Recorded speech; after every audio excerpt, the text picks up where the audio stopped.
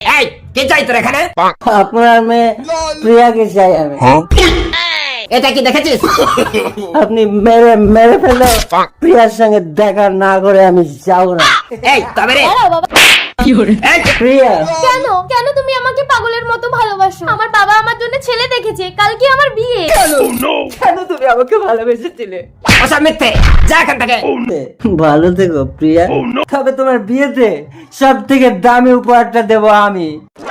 দামি উপহার? হ্যাঁ দামি, কারণ তোমার মতো মেয়েদের কাছে দামটাই তো বড়। এমন উপহার দেবো যা তুমি সারা জীবন মনে রাখবে।